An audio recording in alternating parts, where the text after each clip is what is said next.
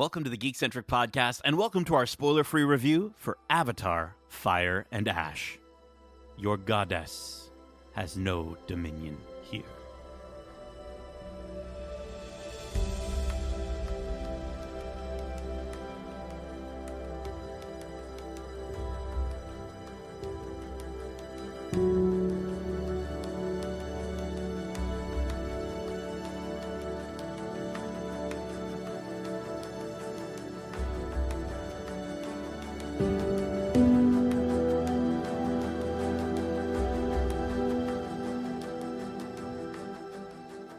Sivako, and welcome to the Geek-Centric Podcast. My name is Nate, and this is our spoiler-free review for Avatar, Fire and Ash. A huge Pandora-sized thanks to our friends at 20th Century Studios Canada for inviting us to watch this movie early for review.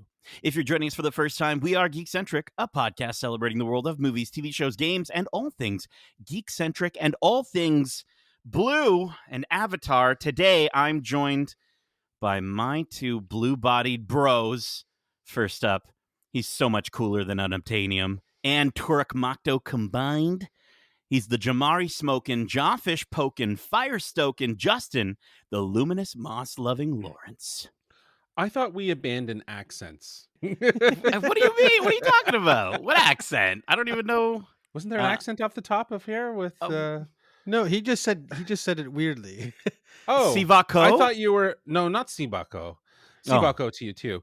But I thought with your lovely cold intro quote... Oh, I was trying he just to said sound that like he said that with Varang the a little inflection bit. she did without the accent. Yeah, It was yeah. kind of like just the timing was there. Sans accent. I was trying to be respectful to the Ash people. Listen, riding off the wave of the back of his Tulkun, he's smoother than a jug of Amrita. He's the dazzling, fire-dancing Darcy, the hallelujah mountain-hopping Hudson. Why'd you have to bring up the Amrita, the whale juice? I don't want to whale be associated juice. with whale juice. I talked about the Unobtainium, Also, the is it whale smooth? juice. It gooey more goes than down anything. smooth. You ever don't- take a swig of that stuff? I don't want to It drink looks like it would be thick. Yeah, mucusy. It keeps you Like- young, though. Yeah, I don't know how they have to get it inside you. I feel like, though, if they need to get it inside you to make you younger, It's it injection. has to go through your spine. Oh, Probably. That would It make might need sense. Yeah, it spine needs to to go spine thing. Yeah, it might need to go through your, like, what do they call that, Darcy? You're a science person. Where they do, like, the thing in the back, and it's, I Spinal believe Tap? Bolonsky. No, I think Bolonsky got it done when he was turned into Are you thinking lobotomy? Abomination. Is it lobotomy? Write in, No. let us know if you're a science person who If knows you're a what spine happens. expert. Guys, we are back in the world of Pandora, James Cameron's Avatar. How does it feel to be back for a third entry in this trilogy? It's weird that the second one it's been so long since the first one, and now this time it always seems like it's been too soon since the last one now because of how similar Exactly. it is. Again, it looks fantastic, but a lot of our issues, I think, I can come down to the retreading of certain story beats. Yeah, we'll definitely talk about it. The first Avatar film, 2009, which is crazy to think. And then 13 years later, we got Avatar, The Way of Water. And it's funny, we were talking to our friends, Matt and Eric from the Untitled Movie Podcast, and Matt had called The Way of Water a legacy sequel. And I never thought of it that way, but he's not wrong. And now 2025, Avatar, Fire and Ash, the movie's about to be out. James Cameron, he can finally rest for a little bit. He's retired for now. He's like Thanos. He's gotten to his just field. He's sits sitting down. there looking out on And he Pandora, just just goes, being like, "Sivako." my work is done. That's it. Well, I'm excited to talk about what worked and what didn't. But first, let me get to the synopsis. In the wake of the devastating war against the RDA and the loss of their eldest son, Jake Sully and Neytiri face a new threat on Pandora, the Ash people, a violent and power-hungry Na'vi tribe led by the ruthless Varang. Jake's family must fight for their survival and the future of Pandora in a conflict that pushes them to their emotional and physical limits. James Cameron takes audiences back to Pandora in an immersive new adventure with Marine-turned Na'vi leader Jake Sully, Na'vi warrior Neytiri, and the Sully family. The film stars Sam Worthington, Zoe Saldana, Sigourney Weaver, Stephen Lang, Una Chaplin, Cliff Curtis, Joel David Moore, CCH Pounder, Edie Falco, David Thewlis, Jermaine Clement, Giovanni Ribisi, Britton Dalton, Jamie Flatters, Trinity Jolie Bliss, Jack Champion, Brendan Cowell, Bailey Bass, Philippe Geljo, Dwayne Evans Jr., and Kate Winslet. It's directed by James Cameron with screenplay by James Cameron, Rick Jaffa, and Amanda Silver, and it will be soaring exclusively into theaters worldwide December 19th, 2025. So, as you heard in that synopsis read, there is a lot of people in this cast. We're not going to talk about all of them. I think we should just maybe talk about the ones that actually stood out to us for positive or maybe negative reasons. But I think the best place to start is with our lovely jarhead turned Navi leader, Jake Sully, Sam Worthington. I know on the way back from watching this, Darcy, you and I were kind of in the agreement that it feels like Sam Worthington has gotten better and better with each Avatar film. And I do think this is his best performance as Jake Sully yet. Darcy, what did you think of Sam's performance this time around? Yeah, I totally agree with you. I think again, the more time he spends with the character, the more he's getting to know the character, and it becomes almost synonymous with him. And this time, again, he really knows what his character is here for, what his character's goals are, which are protecting his family. So it was nice. It's nice to see something get better over the course of a trilogy. Something like this, you don't get tired of the character, whereas this character just becomes more endearing because it becomes so much realer, or he becomes so much more connected to the actor. So yeah, it was a great performance. Mm-hmm. I think Sam Worthington has found his comfort with the character of Jake Sully or Sully, which I think now who's doing accents, bro?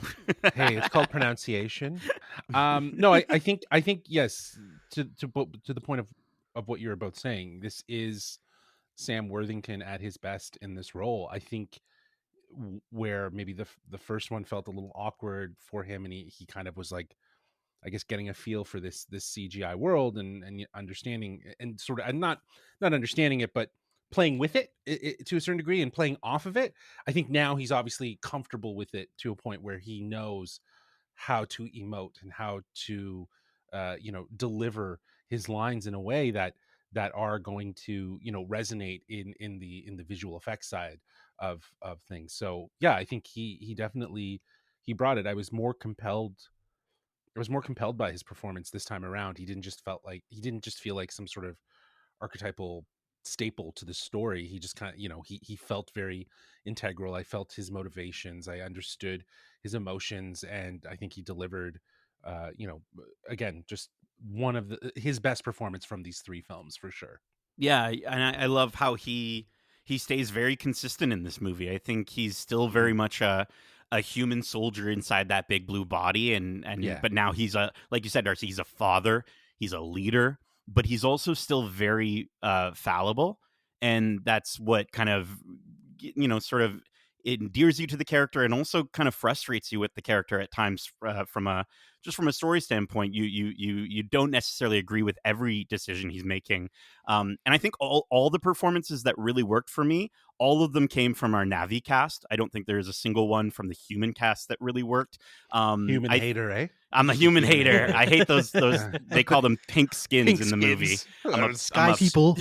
Sky people. I prefer sky people. Pink people kind of like, Yeah, no, I hear you. Pink skin sounds very harsh, but I get it. I get it from Neytiri's point of view. But I think, the moments where Sam isn't talking is what really hits for me. I think he's consistently expressing every thought or realization in every moment that we see him in this movie in his face. And I think it really works towards the honesty of the character because, like we said, he's a soldier, he's a father, he's a leader. He sucks at lying, and you see that in the performance. And I think that's a really fantastic part of Jake Sully. Yeah, and he's also awakened, right? Like, yeah, he feels like, in a lot of ways, when he's in these moments, you can see that realization, that sort of that in his eyes of how he feels. Even in moments when he's he's heartbroken or when he's excited, he it's just the way that the visual effects is able to capture that and translate it, it's like it's such a perfect marriage of the two that Mm-hmm. you know it goes without saying. The other performance that definitely has been consistent from the first to the third is Zoe Saldana. I think she like I think she deserves an Oscar Yeah, really for she's the MVP for yeah, sure in she this is, and cast. I think Yeah. she understood the the role and the technology, I think, before some of these other actors did. And in a lot of ways, like for even from the first one, just the way she emoted and the way she that was captured through these visual effects, and her performance and that performance capture, it was beautiful. And again, in this film, you just see such raw emotion translated through these visual effects. I think she's the outstanding one here. And I know she's already won an Oscar, and I know she's talked about in the press a little bit about the idea of performance acting being nominated at the Oscars, and just because of the level of commitment and work and that translation and that marriage between it, right? And I think a lot of people can kind of wonder, well, where does the acting begin and end, and where does the visual effects pick up, right? Like you mentioned the quiet moments. How do you are those Sam having those quiet moments, or is it visual effects? You know what I mean? Like there's a lot of iffiness around all of that. But if we just take it out for a second and look at just that raw performance and how that's translated, it's pretty outstanding what she's been able to achieve over these three films. Darcy, I want to get your thoughts on her as well. I just really want to quickly jump in and say, with performance capture, you almost wish, and I don't think they do, but you almost wish that in terms of Oscars that they would send behind the scenes, and I mean there is behind the scenes footage, but maybe of But they some don't of those consider it scenes that as were for consideration, right? Some of those amazing sequences in this movie. It would be amazing if they did send the behind the scenes footage of her face, just to show that that is her. You know what I mean? yeah. The Oscars have never nominated like performance. Even people were clamoring for Andy Serkis all over the Planet of the Apes films, where he was, even Gollum to a certain degree, right? Like, Mhm. so I don't know if it'll ever change. I do think that it could down the road. But again, it just shows Zoe Saldana, her commitment, her performance. It's perfect. It's so good. Yeah. So I think she's the outstanding one of this film. Mhm. I mean, no one can really scream in anguish on an Oh alien my planet gosh. like her, because I feel like that's a staple from every movie. There's some reason she's got to scream, and you feel every ounce of emotion. And even outside of those scenes, like you're saying, Dustin, she chews up everything she's in, and the way she moves, she feels like a Navi, and she's really the one who kind of set the stage for how they move around and their gracefulness. So it's really cool to see again that consistency only gets stronger as the movies go. And if you are a Neytiri fan, like rest assured, her arc is probably the most fleshed out of all the characters. I think between from the first film all the way to now, I really, really enjoyed some of the elements in terms of her story and some of the juxtaposition that they do in terms of her feelings and how she's sort of her struggles with Jake in the wake of the loss of their son. And I think similar to Sam Worthington, like you were saying, Justin, like she's wearing that emotion on her face. She's also not the best liar. We actually get to see a deceptive side of her in this film, which I really, really enjoyed. And we kind of see that side that's hiding underneath all that grief and pain and loneliness. And Zoe just finds a way to knock that all out of the water, which she's phenomenal, phenomenal. Another performance that is getting a lot of buzz online from early screenings, and one that definitely stood out to me and all of us, and we absolutely loved her, was Una Chaplin as Varang, the leader of the Ash people. I think she was a big surprise for me. I was really looking forward to. I remember before we went in, I was talking to Matt again about really looking forward to like a Far Cry style villain, like one of those like really like rich villains that you love to hate. And I was looking forward to digging deeper into a nether, sort of tribe. And we get that like reckless energy that I mentioned with Neytiri. But there's also so much like unhinged wildfire, hungry for power, energy. And Una, just when you talked about movement with Zoe Saldana, holy crap, she is nailing it. She is getting it right off the bat. And I absolutely adored Una Chaplin in this one. I wonder if Una was also just like, she's a bit of a guest into this world, right? Like she's coming in, and they've really fleshed out some of these characters. It feels like her and Neytiri are very, parallel, juxtaposed in some ways. You know what I Mm-hmm. mean? Like in their journey.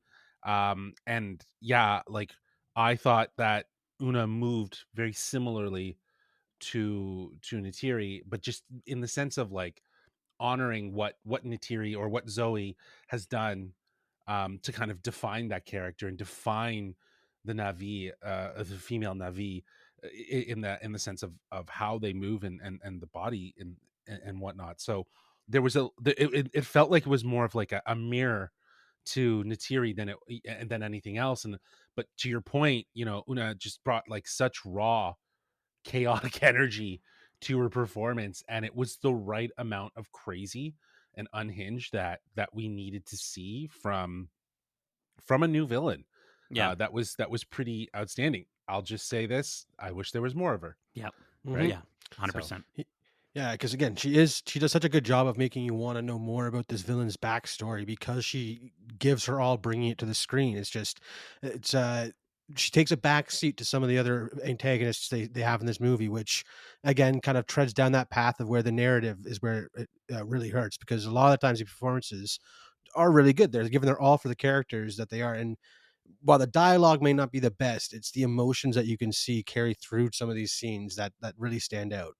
And I think, again, you called me out for being a pink skin hater, which just sounds like I really shouldn't be saying that on the Let's say internet. Sky But People. Let's go Sky Sky People. People hater. But I think when we talk about dialogue, when we talk about the different lines, I think she had some of the best. I think Mhm. she's in the trailer, in the marketing for the right reasons. And just really quick, you mentioned we talked about her movement, and I learned recently that she's the granddaughter of Charlie Chaplin. So I think if she's being applauded for her movement, I think that's it's a wonderful thing. I think it's really, really cool. So there's a Yeah, lot of Chaplins out there, so I didn't put it together, but interesting. now it makes a ton of I, sense. I do think though, like, we talk about the dialogue, we talk about, uh just sort of the delivery of those lines, and I think that's really where the energy was, right? Like, Mm-hmm. you know like you said, Darcy, the dialogue's not the greatest, but like her delivery and her commitment to it. Mhm. Same with Zoe, same with Sam, right? Like Mm-hmm. it was just really about how they went there with it emotionally, Yeah. not just like reading the lines on the paper, but just like, believing it, feeling it, and delivering it. She definitely stood out, and she blended right in. Like, it was just like she fit right into the world. She was so fascinating. And I'm glad that she's getting so much love for her performance thus far. Well, speaking of blending in or maybe not blending in, were there any characters that maybe didn't quite work for you? I mean, it's crazy. We're talking about our favorite performances, and we're not talking about Sigourney Weaver as Kiri. And I'm not saying we should be. For me personally, this was another instance similar. I wasn't on the Way of Water review when we did it, and I Kiri didn't fully work for me then, and she still doesn't Still fully doesn't. work for me in It this doesn't. movie. I wanted to kind of get both. I don't. That's the only note I have. Do you guys have an opinion on Sigourney Weaver as Kiri? I don't have an opinion on Sigourney Weaver. I think she's Sure, fantastic. she is I think fantastic. she's great as an actress. Yeah, I have an opinion on Kiri, which should be that it could have been anyone else, like Trinity Bliss. yeah. Mhm. Oh, Could have been that character rather than Sigourney Weaver. yeah. I think this idea of committing to this idea that she's obviously the daughter of Dr. Augustine, Mm-hmm. which we learned from the last film. Um, you know, we get a little bit more origin details to her character, but I don't know if it's necessary to have Sigourney as that character. Like, I can appreciate what they're trying to do, but I feel like that could have been owned by somebody like Trinity Bliss. Like, you know what I mean? Like, Took's Yeah. character Mhm. was so sidelined in this this film, and I think there's a lot that could be said about, you know, more of a familial unit being present, and there is to a certain degree, but her character gets pushed aside as well. So it's like, I don't know, I feel like someone else could have portrayed that role, could have made it a little more interesting. You know, there's a lot of interactions between her and Spider, and it just feels weird, you know, at times where it's just, you know what I mean? But I understand there's a professionalism, there's an idea here that they're trying to do. I'm not saying that they make it weird. It's just, it's strange that the decision was made to put Sigourney in there as this character. Maybe rather just make her look like Sigourney's character. Like, it still looks like a young Sigourney. Like, Kiri looks like a young Sigourney, right? But so it's like, you could have kept that element and maybe just fleshed out the other side of the story. And I don't know. It was. I don't know if it's necessary at this point. And to your point, it didn't work for me in the second one. It's not working for me here in this. Her character's interesting. I don't know if I need Sigourney though. Yeah, to me, there's always been a disconnect with the way she looks and moves around compared to the rest of the avatars. You can feel there's that extra layer of de-aging and just making her younger, and then pairing Sigourney's voice with that too. It's just hard to picture this person as a child because they don't. She sounds so much more mature than all the other kids she's interacting with. So it's almost, again, it's a weird. Again, you're so familiar with her voice that it's hard to think of her as anything other than Sigourney Weaver. So seeing her as a child interacting with other children just doesn't fit right in my head, I guess. And that's, again, she's a great job of what she's doing, and the character is good. It's just there's this, it's this hesitancy to try and get into that character, I guess, for me. It immediately stops you, right? Like, you can't get into it because, you know, it's Sigourney playing a young person, right? Yes. And I think that's a barrier, right? Like, this character is very integral. There's an importance to Kiri that I'm actually very fascinated by, and that I was interested in, based on the last film, and we get to explore that more here. But at the end of the day, I don't know if casting Sigourney as that role is the best. She was a legacy character. She established Kiri to a certain degree. I think, you know, using her as a reference for the younger Kiri is fine, but we could have had a younger actress playing this character, someone that's new, someone that can maybe, again, move to the sort of speed that Zoe and Ona are moving, and kind of embracing it, versus, you know, again, this idea of like just having her play the role and then de-aging her. Do you know what I mean? Like, it just seems silly. Well, and I you know, you mentioned Kiri is a really sort of big focus in this story. Another big focus is Jack Champion as Spider. I think he did the best with what he was given. There is one scene out of this entire movie that I thought he was absolutely phenomenal in, magnificent, heartbreakingly good in, but the rest I was wrong. I definitely think he got the short end of the stick in terms of all the bad dialogue. Almost certainly came from his mouth throughout the movie, and it's just was weird in the first and two, watching this half naked boy jump around with a bunch of big kids around his side, and seeing again this movie. My thoughts haven't changed. You know, I wish the humans did a bit more to be like, wear pants. We're not like them. You can hang out with them and embrace them as much as you want, but just wear pants. That's, I don't know. I don't need to see young kids' ass or side thigh in like across the screen. Savage life is not for you, Darcy. No. Living in the jungle. I guess right? not. I guess not. I'm okay when they're blue, but when it's a sky person like that, no, thank you. Yeah, for sure.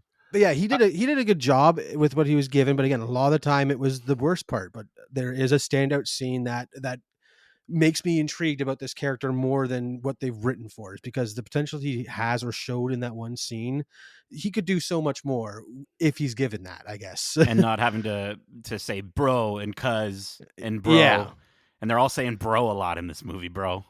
Yeah, a lot of cousin bro. Yeah, cuz you know, another character that I didn't mind. I just feel like he hasn't really progressed, but there's just these glimmers that he's progressing, is Stephen Lang's Quaritch. Like, I think, you know, we've had 3 films with this character. He's the antagonist. Yeah. He's the bad guy. Yeah, he's the bad guy, Justin. Yeah, he's the bad guy though. So I mean, he's just what are you trying to get at? No, that's what I'm getting at. Is that to your point? Oh no, he hasn't. Yes, exactly. He hasn't progressed. He's just the bad guy. Okay, sorry. Yeah, he hasn't progressed, and I think that, like, there's moments in the last film. There's moments in this film where it seems like he Maybe. could shift, but again, they don't do anything with that. And I still think though Stephen Lang is fantastic though. Like I think Yeah. he plays that strong military type really well, Mm-hmm. and he's done it consistently. And it's a shame because I'm so fascinated with this character given his history and the fact that he died in the first one, and he's obviously been rebooted as a full-on Navi and on Pandora. Like there's something to be said, and you see moments where even Jake is trying to tap into that, and it's wild. It's Yeah. wild. Yeah. Yeah, no, again, Matt before the movie said it best. He's waiting for his Vegeta arc because he does Yeah. feel like that parallel to Jake Sully, much like we had Varang being Neytiri's parallel this film. He has always been that born and bred Marine who lives and dies by his the mission and will do whatever it takes to complete the mission regardless of the cost. So it's interesting. It's always interesting to throw someone like that against someone. And again, like we've said, there have been so many inklings of opportunity to see him turning a new page and seeing through new eyes as the Navi are all about seeing you as they touch their forehead constantly. I mean, you can't get away from that. So like, it's Connecting their weird that they kudos. dance around this idea, but he keeps just coming back to being a bad guy. That's Yeah. really, Mhm. it's an unfortunate because again, he is And great as the character. It's just give the character more. Yeah. and him and Vrang definitely, they have their own little interesting relationship, if you will, built on power and this idea of enjoying power from a It's certain degree. it's kind And of hot, not gonna lie. yeah, for sure. I saw you twitching in your chair there. I think it's also interesting because it runs parallel to the story that we saw in the first film with Jake and Neytiri, built on obviously something different.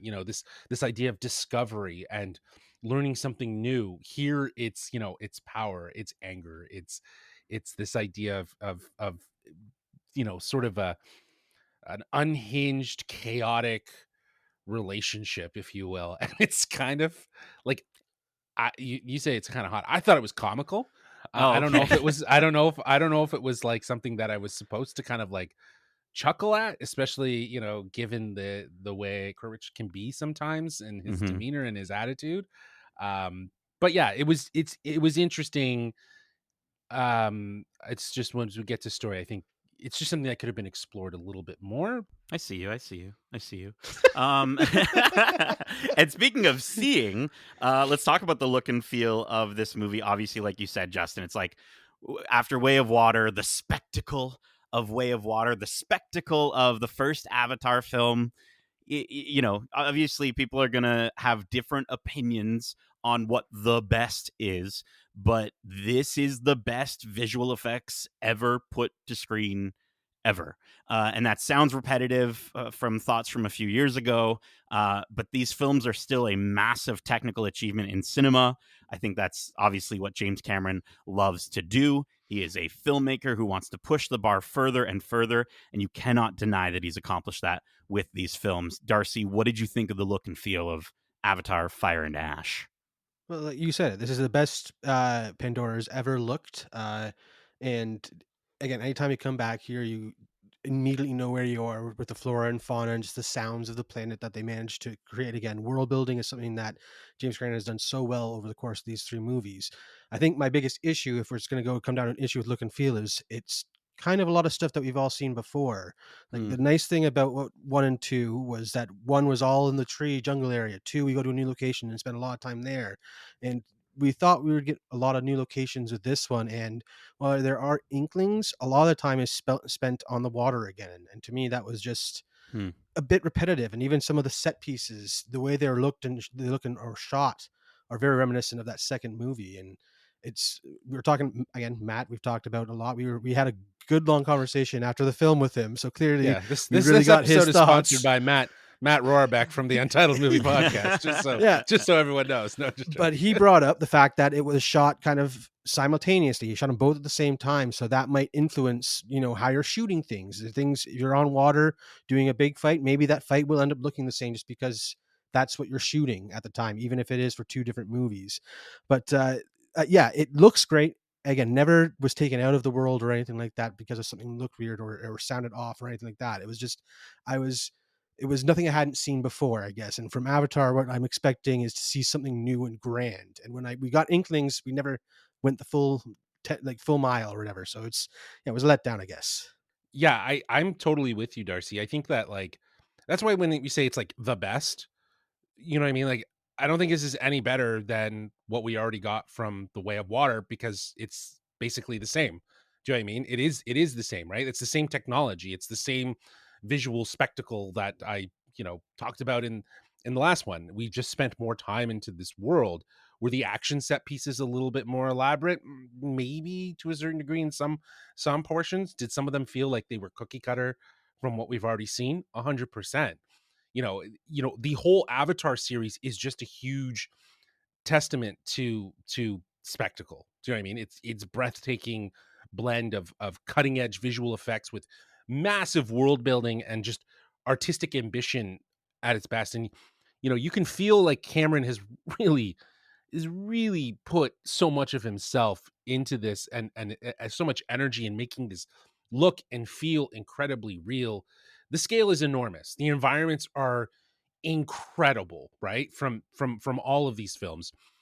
And the action just it plays like it was engineered specifically for theatrical experience because this is the intent of it. It's to be experienced and seen in theaters.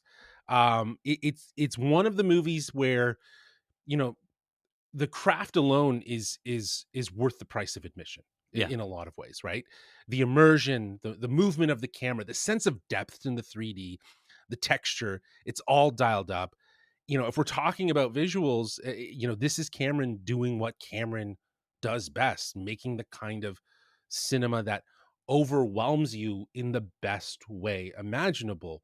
But when we say it is the best, this one is the best. I don't see it being any better than what we got from The Way of Water, right? I Sure, think but in that comparison to all the other films is really where I would put that as the best, right? I think these two movies, if we're looking at them, they're the best visuals ever. Sure, if you're looking right? at The Way of Water, right? Yeah. Like and this together, these are a humongously big testament. These films are a testament to like peak 3D visual world building effects, right? Mhm. It's just this idea because, and I'm not saying just to you or to Darcy. I'm saying a lot of people are saying it online. It's like the best of the visual effects of Avatar. It's like I don't know how much different it is from the rest, right? Maybe from 2009, sure. Yes. You know what I mean? For sure, we could say that, but like, in comparison to, as we were talking about, it's only been what 2 to 3 years since the last film. These were shot together. The visual effects were probably built simultaneously at the same time. There might be slight variations of improvement from textural things that the human eye won't really see, but behind the scenes, these guys are geeking out about how they made this look that much better in this lighting. That's cool. But yeah, like it's again, this is just a continuation of what was already done so well from The Way of Water continued here in Fire to Ash. Well, we had Wicked and For Good, and that was a part 1 and part 2. And I think that's kind of the idea with this. I do want to give a bit of flowers to the design in this movie. There are some things in this movie that I kind of saw and maybe appreciated a little bit more this time around. I think the meetings of the massive Tulkun were really cool. Darcy, you and I were both flipping out at the Sky Traders and how cool they look. You'll see them in the trailers for this movie as well. And I think the Ash people add to an already extensive list of visuals that I will never find myself getting tired of because of how cool everything looks. And sincerely, and 20th Century, if you're listening, please, I want a Planet Earth style documentary for Pandora so damn bad. Showcase this technology in a different way. I understand it's expensive, but find a way. I want to learn more and more about this world and its creatures and the other tribes of the Na'vi, because it is so intriguing. When I was younger, I say younger, in 2009, I had a book that was like all the flora and fauna of Avatar, and I don't read books, but I was reading the crap out of that. It was so cool. So I have to give flowers to the designs The flora in and the this fauna. movie, Yeah. the flora You and got the to give the fauna. flora and the fauna to the flora and the fauna. But Darcy, you had mentioned how, and both of you had mentioned how it did kind of feel like there was a lot more of the same, and you mentioned the water area. I will say James Horner's score this time around kind of feels like that, right? It kind of feels like Yeah. more of the same, and that's not to say that it's bad at all. You walk into the world of Pandora in Animal Kingdom, and you are swept up in that music, the strings, the tribal wind instruments, the drums, all of that sounds so good in an IMAX theater, and it doesn't take away, but there wasn't too much that really Stood felt out as new. new. Yeah. Yeah. I think I think, when it comes to, when we're talking about the visual effects and we're talking about the music, I guess visual effects aside, these films were made together, so they're going to naturally have the same look and feel from a visual effect standpoint. Mm-hmm. From the music side, there's something great about the hits, if you will, to any saga, or sorry, to any franchise. And I think that's what Horner does really well, is he hits the hits really, really well in this. And I think those landed where they needed to. Mm-hmm. But to your point, like with the introduction of the Ash people, I thought we would have gotten a little bit of variation, something new. We did to a certain degree. I don't know how much that was layered into it. Mm. So I'd be interested to see when the original score comes out on Apple Music or Spotify, that to take a listen to it and see how rich that album is in relation to, kind of bringing something new to the soundscape of Avatar. Yeah. Yeah. And I do want to get into my biggest issue with the look and feel, but I wanted to kind of throw it over to Darcy and you to discuss it. Because Darcy, you going into this, and again, I had seen the movie. I actually don't think, I'll be honest with you, I don't think I watched Way of Water ever in 3D high frame rate. And so I think I saw it in a theater, closer to us. And so I didn't get a chance to see it in Were you in the Halifax at the time? I was in Halifax at the time, and in Halifax they really have nothing. But so but no, that's weird. Yeah, I that's weird caught that you it. didn't I get it. caught it Yeah. in the lower frame rate. I remember walking into this one, and Darcy, you said I brought some Advil. We're all gonna have Yes. headaches. So I wanted to ask you, what did you think of the high frame rate and 3D with this this entry? Well, ok I guess in some ways it was better than the last time because it wasn't the entire time the high frame rate, or at least it didn't feel like it. This time, it would switch in and out of the slow frame rate and high frame rate at the weirdest times, and when it did, the high frame rate stuff looked like a bad video game or a video game that didn't load fully, or I don't know. It just there are moments when the high frame rate kicked in, and you notice it, and it doesn't make it look any better. It almost affects the way these action scenes are looking, or these again the 30 seconds that they'll have the high frame rate on, and then go back to a lower frame rate. It was all over the place and very weird. Again, very jarring for of a choice to do that type of thing. Yeah, I'm not a fan of it. I understand for clarity, for motion, why they do it, but I don't think it was necessary. I think it hinders on the experience more than it helps. And I think that in a lot of ways it comes off jittery. It's almost like it's moving too fast. You know what I mean? Like you're watching it, it's like that's moving way too fast for it Mm-hmm. to actually feel natural. I will agree with you, Darcy. I didn't come out with that bad of a headache. I had a headache later, but I didn't like almost after The Way of Water. Immediately, I had a headache, and I was just Oh like, yeah. "Damn!" And I think there was a better gauge maybe in this one. Maybe I don't know. Maybe we're totally off, but it felt like there was probably a better gauge of where to use it and when not to use the high frame rate. The 3D itself, though, is still like it slaps. Like Yeah. it's what's nice is that, and this is the same from 2009, is its depth is unreal. Like it's inward rather than outward, right? Like there's that outward 3D that sticks out at you. You're like, whoa, like it's coming at me. But everything in Avatar is like you're in it, like you're looking within the world. And some of the coolest scenes, like when they're in water and they're just hovering, the camera feels like it's hovering half underwater and half above water, and the way that looks was pretty incredible. Some of the shots in water were stunning, just like in the way of water. Again, going back to like what we were saying before, it's like there was such an achievement with that film. It's just rolling over here. But again, just to see the to see more depth into the world, seeing the Sky Trader scene was gorgeous.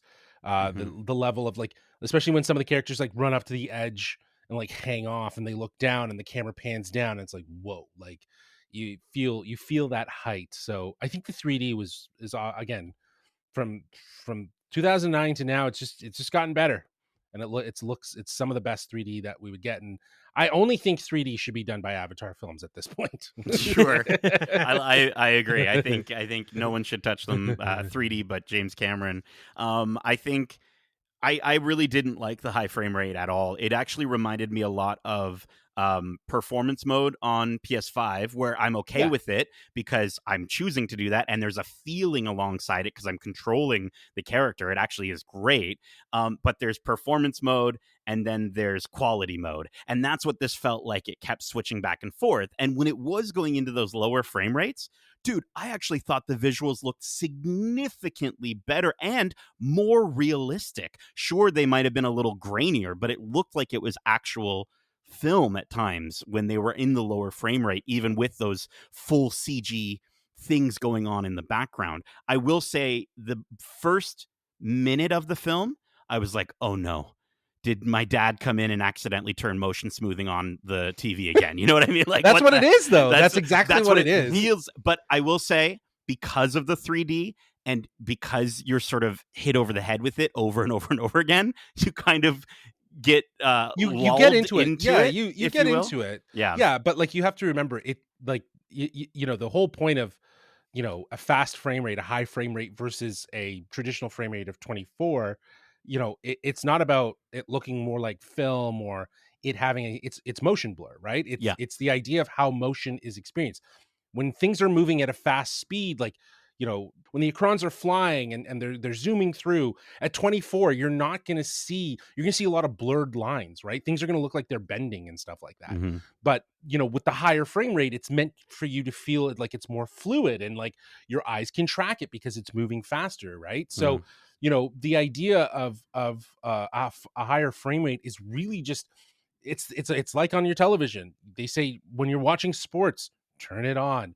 When you're watching things that are of that involve a lot of speed and a lot of things that are moving fast, turn it on, right? So the idea is that someone here in this, while you're watching this movie, is turning it on and off as you need it. And sometimes from one shot to another in the same scene. Exactly, in the same scene, which is wild. But to your point, it's jarring at the beginning, but you kind of just accept it as the movie goes on, because it's 3 hours and 15 minutes, right? So it's like, by the time it, you start to, you'll notice it for sure. You'll notice the shifts, but over the course of the time, like you just kind of accept it, right? It happens. So, but yeah, like it is like someone is turning on ProMotion on the screen. Oh wait, sorry, I got to turn that on. Oh, okay, hold on.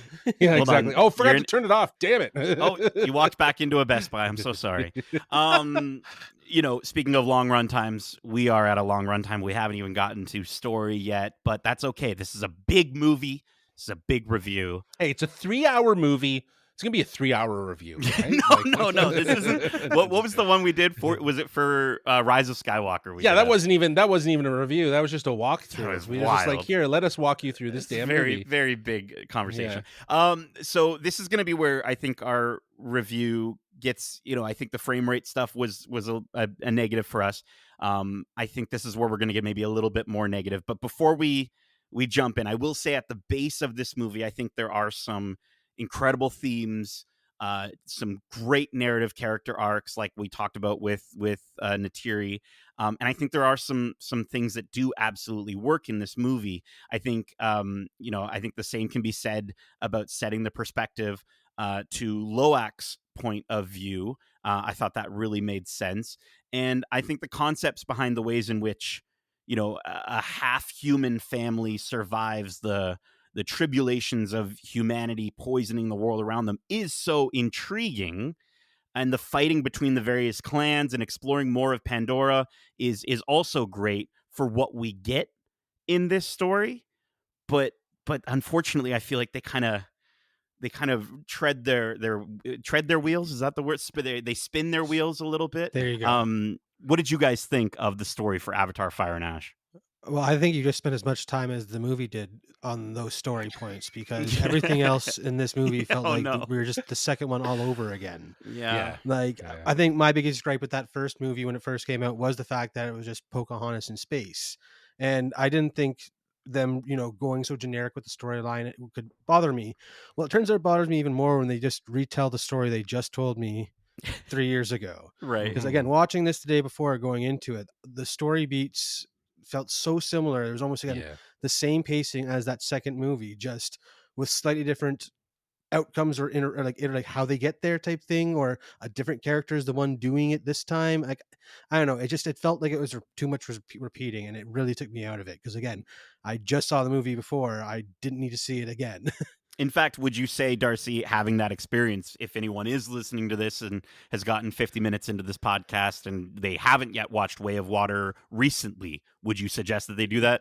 Don't do it. If anything, watch it after, because I feel like you could swap the two around and not much would have changed. Because again, at least the end of Way of Water was setting up something to come. The end of this movie feels like we're at the exact same place. Like, nothing was added except for one or two minor plot points that really don't add much to the story other than a reason to tell a story, I guess. It's just not enough new things happened this time around, and it was really disappointing. Yeah, it feels like it's a disservice to the Way of Water, because it doesn't do anything, right? Like, Way of Water did a good job of setting up things and making you intrigued and interested to see a third movie, but this one was just like we were stuck. You know what I mean? Like, things had happened in Way of Water, like, Jake Sully and the family losing one of their own, and this one kind of picks up from that. And this is the struggle that I've had with all of these films is the narrative, right? I think this story specifically leans just way too heavily on, as you described, Darcy, the beats we've seen before through not just the Way of Water, but the entire Avatar franchise to a certain degree. Same conflicts, same emotional rhythms. The character arcs for some are explored, others are just left where they are. They don't push anything forward. They're not. It's not being meaningful in any way. We're not moving beyond anything. We're just stuck. And then on top of that, this, just to go with story, the dialogue in this film is some of the worst. Bro, it's like, to say it's functional is okay, it's functional, but it's not inspired. It doesn't mean anything at the end of the day. Too many of these lines just feel overly generic and like, half-ass written in a lot of ways. What do you mean, baby? Yeah, exactly. Like the use of baby, bro, and all of that just felt so out of touch. And like, I love James, don't get me wrong, I don't think he's a great writer. It's the same thing I would say about George Lucas and the prequels. It's like, I love those movies for different reasons, but it's not because of the dialogue or the way the story progressed in any of those instances. Well, from my perspective, from my perspective, George Lucas is the problem. No, I'm just joking. And my perspective here is that I think, again, James Cameron's, he's taking on too much. And I think writing the screenplay and obviously working with another writer, which I'm surprised he worked with another writer, because it doesn't feel like it. Because I feel like someone would have accepted and said, can we flesh this out a little bit more? Can we add a little bit more here? And in a world that is just so rich with so much going on. The writing doesn't rise to the level of where the visuals are. It's just that's the thing. And this is what I've said, and this is why I keep coming back to it. It's spectacle over substance, right? Mhm. It's the visual spectacle over the substance of story and writing. So while Fire and Ash like looks amazing, there's a sense that the series is overdue for a story that will evolve the franchise and move it forward in a way that, sharper character work, fresher ideas, the dialogue can deepen the emotions and give us something a little bit more rather than just holding it back. Like, it just feels like the writing is holding this whole thing back. And I just went and watched a 3 hour and 15-minute spectacle of a movie with that really didn't mean anything, and like they didn't do anything with those Ash people, right? Like, it's just sorry, like, Sure. I know I'm running on, but like, I just that's you have a movie called Fire and Ash, and as significant as Drang is in this film, the whole exploration of that is just not even explored. And to me, it's like, what are we doing? Do you know what I mean? What are we doing? I mean, So- honestly, and again, you can call me a pink skin hater all you want, but I will say I was just so disappointed that we like. I don't get me wrong. Like, I think some of that dialogue, and like we joked about like them calling each other baby and stuff like that, and bro and cuz. I understand the reason for that is to try to show What is the reason? how humans and the human side of what Jake Sully is bringing into these Navi people, and so how they're is he going bringing to that? adapt it because they're saying bro and He's calling, cuz, and that's he's calling what people humans. never- no. If the He's way not they calling justify bro it- and cuz, yeah. No, he's not calling. Yeah. The way they justified is the exact same way that they stupidly justified why Jazz in Transformers talked that way. He used the World Wide Web to discover their culture. Sure. If they were watching old YouTube videos or stuff like that Jake had, where he was like, they were watching rap videos and stuff like that and listening Yeah. to music, I Yeah. might be able to get on this whole train of like, they don't understand what the English language is, Maybe. and they're going off of rap videos, but there's no justification for it. Like, how did baby and well, like baby for Jake, sure, but how did bro and cuz get into their vocabulary? I don't know. Again, you're forgetting we're hearing English, but they are speaking a different language. So it is just how they translate it for us. That is true. quote We got that unquote. confirmed in this Oh. movie. So We like did. like the kids aren't speaking English, and they're not saying bro and cuz in English. They're saying the equivalent in Navi. or Okay, whatever so it it could is. be something a And little. so I'm just okay. thinking, It's lost my in only translation. explanation is they picked up these mannerisms. Okay, well, I from love the movie humans now. left I love the behind. movie. I love Yeah. the writing. I love the dialogue.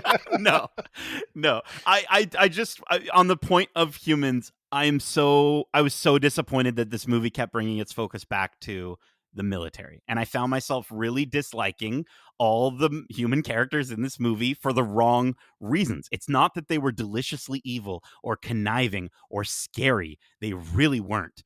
I think they could have had more of that with how wonderful Una Chaplin did as Varong, but they just chose not to, and I really didn't like, as you said, Justin, all that cringy dialogue. I didn't understand the motivations from the whole human side of things. I don't really. It's not clear. It is very murky and muddy, and just sort of feels like, oh, this is happening because the movie needs to happen, and that's not how a story should be done.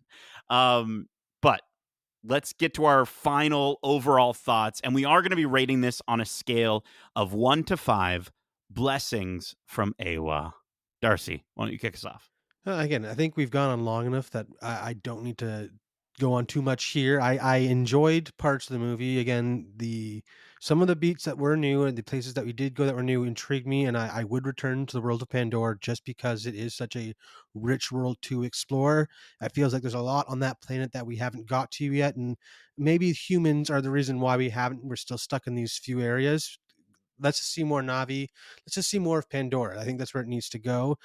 Instead of being so repetitive and retelling stories we just got 3 years ago, because so much of this movie is just a retelling of what's come before. So yeah, it looks good, sounded great.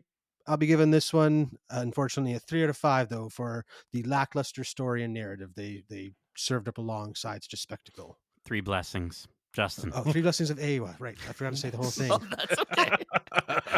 That's okay. Justin. Well, listen, you don't like repetition. You're about to hear a lot of it. Listen, this Avatar: Fire and Ash is literally a film split down the middle. On a visual level, it's breathtaking, pure cinematic spectacle that really shows James Cameron continuing to push the medium forward. Just on a technological level, the scale, the world building, the action, it's all there. If you know Avatar, you love it. That's what you know what you're getting yourself into. It's genuinely impressive and absolutely built for the theatrical experience. So go see it in the theaters. Do not wait for it on Disney Plus, because you'll be waiting a really long time. But story, it just does not keep the pace with the visuals. It leans too heavily, as we've already said, and the familiar, recycling the conflicts, offering very little meaningful progression for characters, for the overall saga of this story.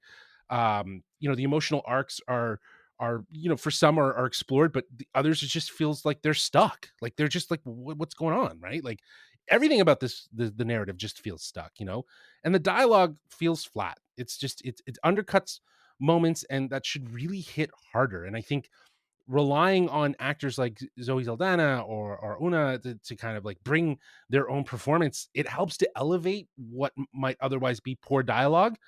But that wasn't the case for all the performances, in all honesty. So as a result, this movie that looks incredible, but it's frustrating to engage with. And there's a brilliance to the craft, but the storytelling needs to evolve for this franchise to continue. And like you said, Darcy, I would come back, because I enjoy the world. I think it's interesting, but we need something more. But for this one, I am giving this a 2.5 out of 5 blessings from Iowa. I don't know if there's a hand gesture like in Hey, Catholicism, but it's maybe. we're not. the forehead Yeah, over. yeah. I Sorry. love it. So I say I see 2.5 out of 5. I see I you, see you. Justin.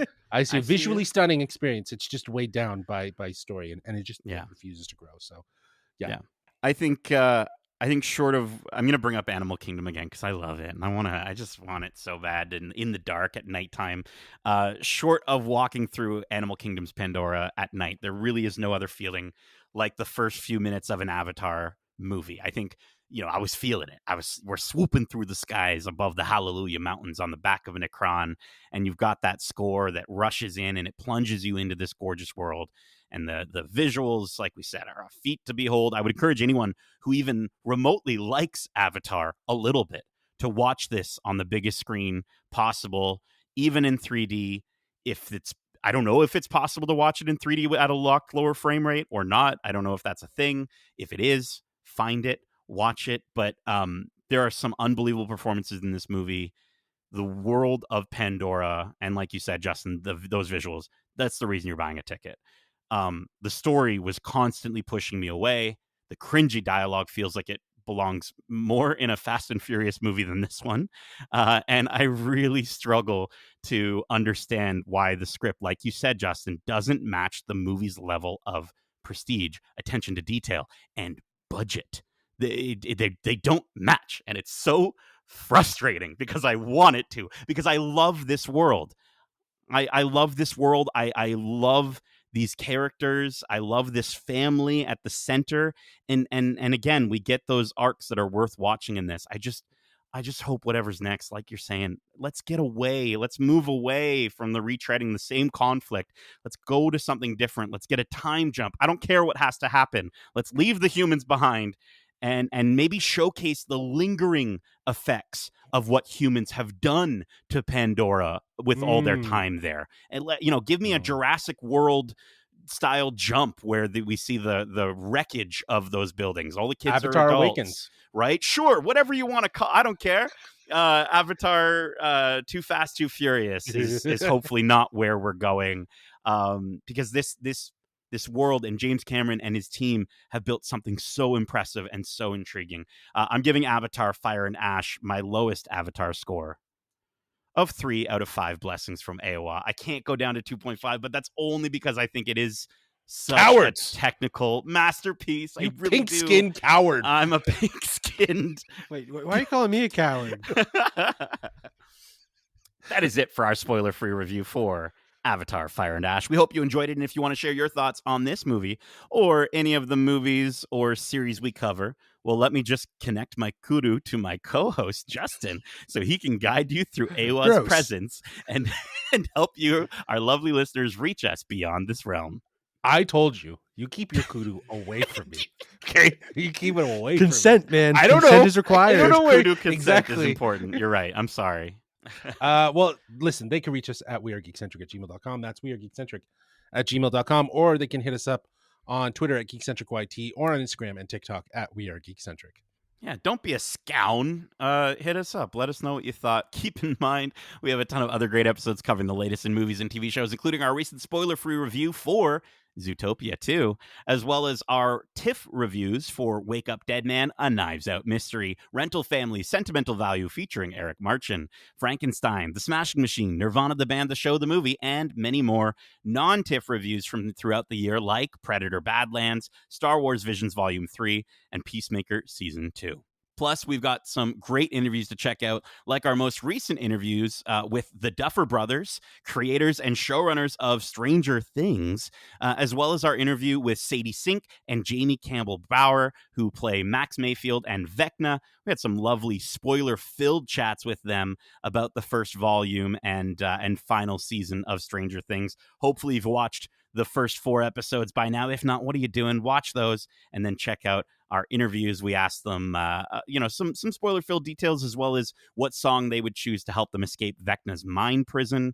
You can catch those interviews and all of our interviews either here on your podcast service of choice or over on YouTube at youtube.com/geekcentric.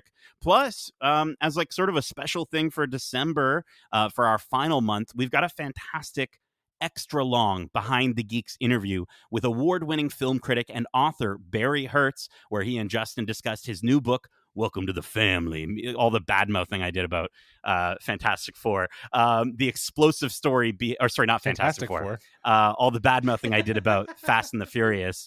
Welcome to the Family, the explosive story behind Fast and Furious, the blockbusters that supercharged the world. Justin, is there anything you want to tease from that conversation? Oh, it was probably one of my favorite conversations. It was such a great book, and it was so insightful. If you are a fan of the franchise, it is definitely, the book is definitely worth reading to learn more, and the way Barry has structured it is so great.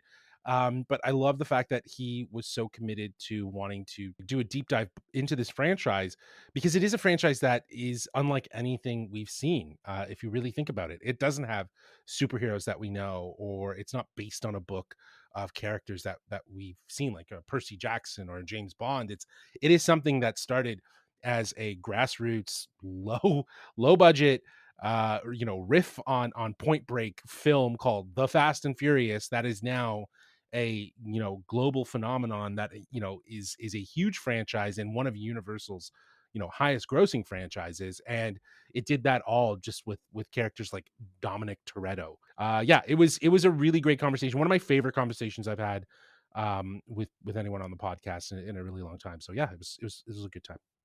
Like Avatar, changed cinema and is all about family. We've also started something new. You can catch us on our new foodie adventure, Eat Centric, where we share our thoughts on the geeky bites that bring us together. You can catch all that tasty goodness over on Instagram Instagram and TikTok at We Are Geeks, at We Are Eat Centric. We're almost through 2025, but don't worry, we're still keeping it hot, like fire and ash, with more coverage for things like Percy Jackson and the Olympians Season 2, Fallout Season 2, and maybe more. We'll see. There's who knows what happens. So stay tuned. Be sure to subscribe so you can join us in all that geek-centric goodness. Darcy, Justin, I see you. Thank you for joining me for this very blue, spoiler-free review. And as we say, love ya. Laters. Peace.